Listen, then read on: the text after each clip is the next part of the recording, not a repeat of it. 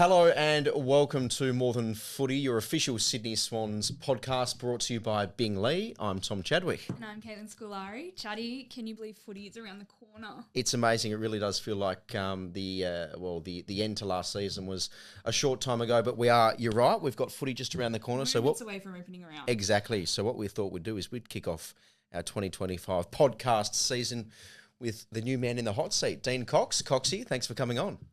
Tom, Caitlin, thanks for having me. He kind of answered that with trepidation, didn't he? He looks a bit nervous. He doesn't know what's coming. How are you, mate? You've been in the hot seat for a couple of months now. How do you feel? Yeah, feel good. I think certainly the first couple of months has been quite intense and familiarising myself with, I suppose, the magnitude of the role and the amount of areas that you need to be across compared to just the footy component. So, yeah, I've really enjoyed it. Looking forward to games starting. You know, we've sort of played amongst ourselves for a while, and the opportunities for practice games into Hawthorn opening round, really excited about. You kind of touched on it, but we were going to ask, what is the biggest difference you've noticed going from assistant to head coach? Oh, Tom's always in your office. It's probably one The thing. new office? The new office. That's actually pretty good. You get a bit of a bigger office. That's one thing I've noticed. Although John kept his stuff in there for quite a while. I did notice that. So I was still in my same office whilst I was the head coach. No, but I think, understanding that there are so many areas involved in a football club and everyone has their priorities that are needed, and it's sort of trying to balance the act of where everything lies with strength and conditioning to medical to media to club commitments and then the coaching part. So, you know, one thing I've tried to do is to empower people to make decisions. So you don't have to be in meetings all day. What did you get up to over the break with your family and the girls?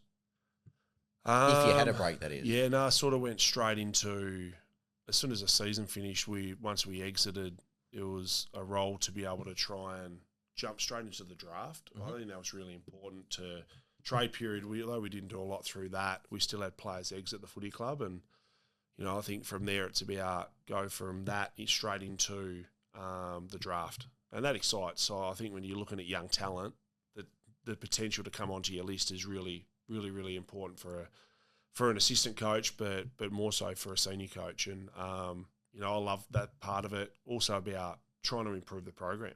Yeah, that's one thing you always continually do is what at the end of a season can you add for the players? Because the players come back and they realise they want a bit of change or they want something that is different. So it's finding that, and then it's also about hiring staff. So you got to go through a process. Rob Innes went to Carlton, so we had to find obviously a new head of our strength and conditioning department. So I was interviewing people for that, talking the process through it. So I just continually kept working, and then got the opportunity to go to Doha for the club for a quick 4-night visit. You're taking my questions off my sheet. There you of paper. go. So it was actually it was your really favourite enjoyable. bit of Doha? Apart from spending All the time, several days with Caitlin. That was good. The flight over was good. The flight over was wonderful. Yep. So got stuck in. Well, you made the most of it. Yeah, we early did. on. Yeah, so we thought, well, if we land, I wasn't first to the bar. There are a few players that were first you there. had So kids waiting for you on your seat though. so we ventured, and Qatar looked after us to some really good seats, and I think it's just good to not only the relationship with sponsors, but also to spend time with players and look at something different, a different culture and experience that you don't normally get to see. Or a lot of people certainly I felt everyone looks to Europe instead of the stopover part, and when you live where we do, that's important. And, you know, I realised that, there's a lot more westernised than I probably thought before I left, and we saw some of the amazing sights. You mentioned spending time with the players, but I dare say, because footy's a bit of a silo downstairs, spending time with staff members as well and building those relationships. Well, and that's the best part about the facility we have, as well as those trips, is the opportunity to be able to mingle instead of staying in your area and the department you're in.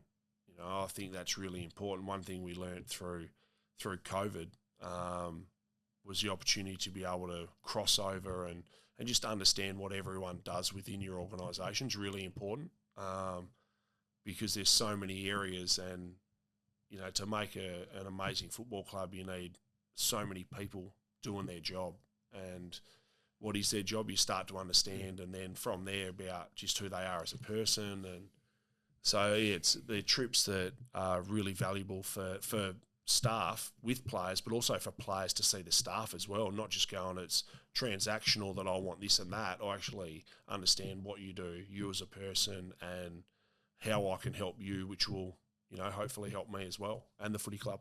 Yeah, and I think it's nice that our little relationships that we built over in Doha have continued on at the club, and I think has helped maybe break those little barriers or those little awkward encounters with the playing group that weren't there. Now that they've seen our faces, the boys have obviously probably talked about the trip with the other players, so that's always nice too. This morning, even Paps made a little sly comment that my milk was too frothy this morning at the coffee It doesn't machine. sound like Paps "Oh, at all, does no." it? That doesn't sound Was like he Paps. standing on top of a box to see on the counter? We had a that's little what- step stool out that's so what I we could thought. see over the counter. Yeah.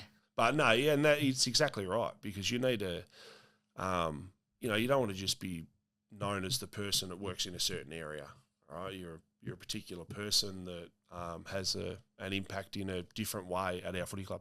Speaking of person and personal life, let's go back to when you were appointed as head coach. Tell us about the conversations you had with Kerry, your wife, and your girls.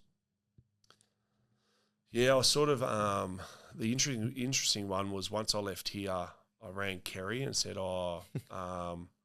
This is once John said the team's now yours. yes, Yep, okay. yep. So we sat downstairs for an hour or two, just me and him, and then just had a chat about things, and then from there rang Kerry and said, I'll catch up. Luckily, she just finished it, doing some stuff where she works, and sort of like then dealing with the kids, and she just goes, let's meet somewhere. So I was like, okay. I said, and she goes, what about meet at a pub down the road from where we were? And I'm like, oh yeah, can we just go for a walk first? So we sort of get to and so just go for a walk, and she's going, you can just see what's happening here. And I'm like, I'm now the senior coach. John stood down, and then from there, it's just to see her, I suppose, a little bit of shock, her excitement, and then also her anxiousness about, okay, all right, this is real now. So that was, that part, but then I couldn't tell anyone. So the girls didn't know. I had mum and dad staying with us at home that period from WA, and so I get home and couldn't even tell them, couldn't do anything. So it wasn't until the Monday night before we announced Tuesday that I sort of spoke to John and said, do you mind if I tell the girls? And so then went home and thought, how am I going to do this? So I wrote a little note, and then What was I on the note? folded it up. If you don't, if so it's to the okay girls, sharing. So I folded up I'm thinking, how am I going to tell mum and dad and the girls at the same time? So I sort of, Christmas was coming up leading into the thing. I said, okay, well, here's a bit of a list I want you to tick off, Charlotte, but I want you to read out some stuff that you think might be on it. So I sort of folded it up and said, you can't read it and then read it in your head and then read it out loud. So I said, just read what's on the page. So we just stood around the table, and then she read it and said, Dad's now the new senior coach of the Sydney Swans. good. That's that? very cute. So and then you just see Charlotte reading it. She's like, as she's reading it, and then Isabella didn't really. She was jumping around. So yeah, so it was just good to be able to tell probably mum and dad and my two girls at the same time. Well, this is probably a burning question on everyone's mind. What's with the back to front whistle? I'm not sure. I don't Where did know. it I start? think How I did sort it of start? I'm not sure every time you put it on, every you time actually go, throw it just around. So Yeah. it flaps around and Do you wear your cred backwards on match day? nah. I try and leave that in my pocket. Yeah, fair enough. But yeah, I'm not sure. It's just sort of part of what I do, It's and become part of and your then identity, I and then think. now I sort of, one of the players went back in match play, and I was trying to blow the whistle, and it was behind me, so I couldn't actually do it. And then they ran back with a flight, and I'm like, oh, thank God they didn't get hurt. But Yeah, I'm not sure. Another burning question, and you mentioned it. The hard hitting. No, this is Here we not go. hard hitting at all, because Caitlin and I don't know the challenges of being such a tall man. Tell us, and I think you're probably the biggest person I've ever seen in real life. Next to it's like this. Yep. The struggles of being so tall. What are the top 3? Stepping up into a doorway, take a bump in your head. How often does that happen? That is, well, it depends if you sort of what size doors that you do have.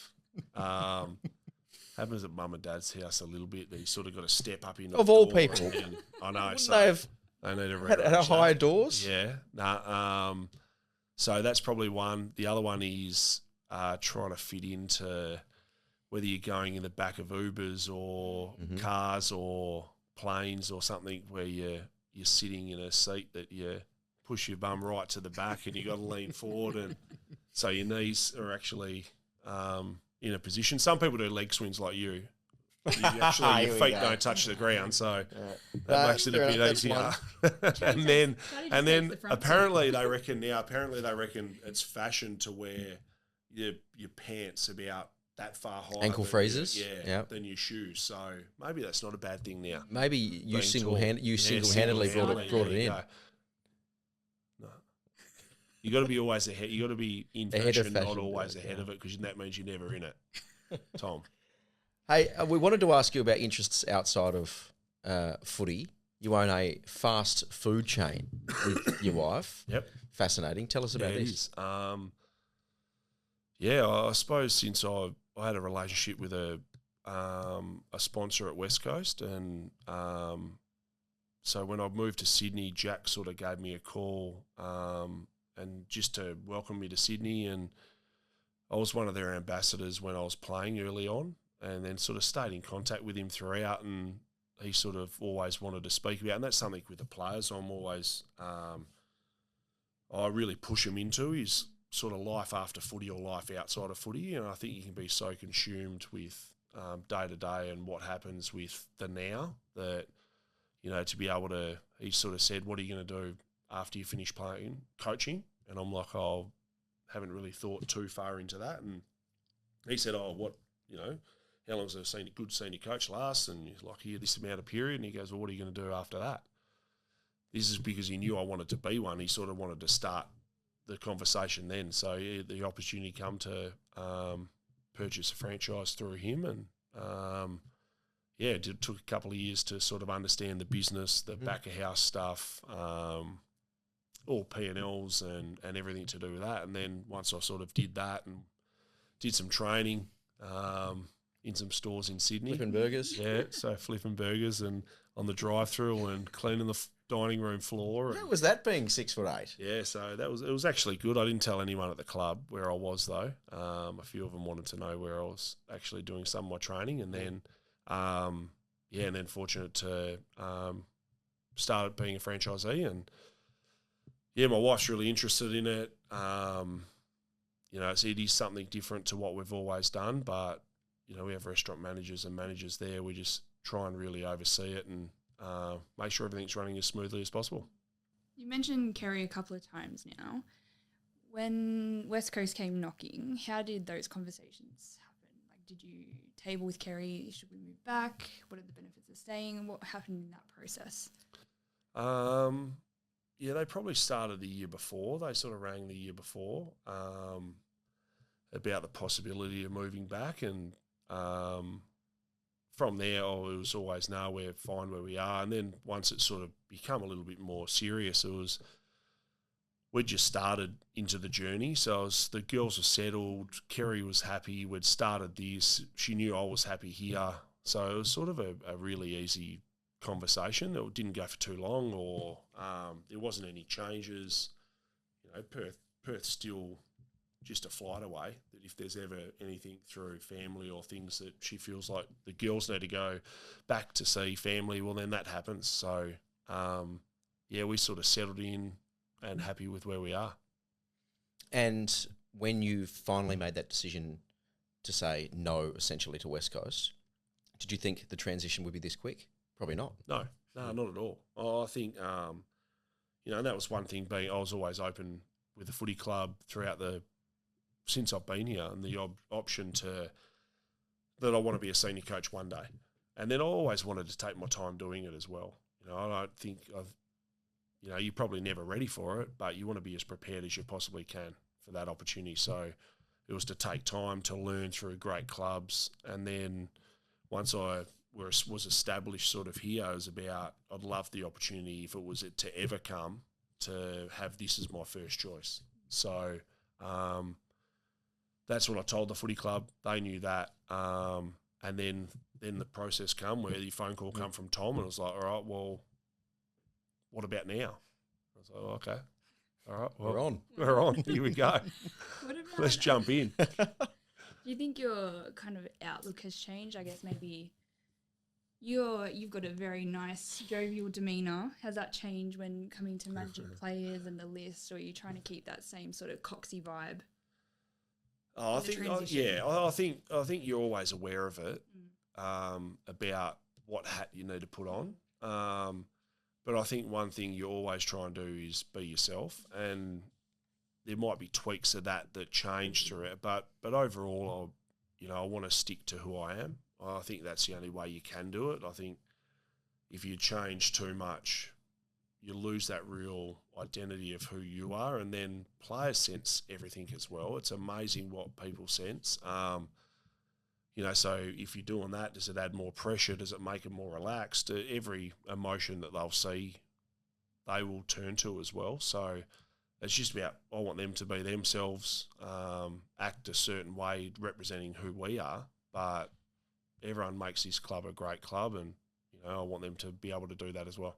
Now, Coxie, you are our first guest for 2025 for More Than Footy. So we're going to kick off with our favourite and our new segment called Favourites, right? Okay. And so the only rule is you can't sit on the fence. Yeah, that's fine. So, and they're quick fire questions. Yeah. First thing that pops into your mind. First thing that pops in your mind. Caitlin's going to kick us off. Okay. Who is your favourite Swans player? Current is Chad Warner. Who is your favourite Swans employee? It is Caitlin. That's two. Damn it. Mate, how many do you do a year? No, is this thing on? How many do you do a year? 25? I reckon you'd be lucky to struggling. hit two. Okay. It's not out of just us two. I want to make that very clear. Okay. Yeah, I want to make that very clear. No. It's not just out of us two. I knew that. I knew We it also wasn't. like Peachy. Peachy I knew, behind the camera. yeah, I agree. Yeah. Yep. Anyway. Next up. I think this will be a pretty straightforward answer, I'm going to guess. Who are your favourite non-Swans footy team? West Coast. What is your favourite public holiday? My favourite public holiday would be back to Dampier to the shack we've got on West Lewis Island. Yeah. What date is that? Where's the gap? So if I can get there off season, Yep. Used to be October. They're sort of now realising as a senior coach that tightens right up. Yep. Christmas too hot. So I'm not Nice. sure. I'm not sure when I'm going to go there. We'll make a Dean Cox day, so you can have a day We'll have a off. round that you can go up there and buy or something. It's just the other side of the country. Nice. Favourite moment at the Swans? Lance's 1,000th goal. Favourite dish? So it's something with seafood Favourite or steak. Surf and turf. So either or, yeah. Okay, surf and turf. There you go. Now remember the You can have a rules. bug on top of a steak or a... Now ahead of the next one, just Yeah. remember the rules. They're steadfast. Favourite child? First one. Oh, that's good. That's an answer. Yeah. Okay. Okay. We I think you'll never experience a first child ever. Not saying that she's my favourite now, but I don't know, the whole That's what I heard. experience of a first child. I heard, yep. Okay. Favourite footy memory in your time in the game? Premiership, first game. Who was your first game against? Sydney. Played against In- Sydney, Subiaco Oval. Yep. Played What year? 2001. Yep. And then played, Sydney on my dad's birthday, who was born in Sydney. Oh, how good's that? Who were you up against in the ruck? Were you Greg first Stafford. ruck or second ruck? Greg Stafford. Good player. Yeah. What about So you favourite? learned something new. You haven't done your research. All I'm worried about is the favourites. Shane might be fired after this episode. Every chance. Every chance. Favourite holiday destination? New York. From in Doha with New me. York. You have to let let me finish the Yeah. question. New York. Apart from New York. Doha with Caitlin. Okay, apart from Doha with Caitlin is New York. And lastly, before we wrap up, favourite weekend activity? Beach. I'd say golf. Haven't played it for a while. Something to do with water. Good stuff. Coxie, thanks so much for joining us on More Than Footy, brought to you by Bingley. We've got a massive season ahead. Again, congratulations on getting the head coach gig, and we're really excited about opening round, and good luck for the season. Thanks very much for having me, guys. Looking forward to it. Here's to the next time I come on. Grand final week. No, we're cutting that out. Thanks, mate. Thank you, mate. Really appreciate it. Good stuff.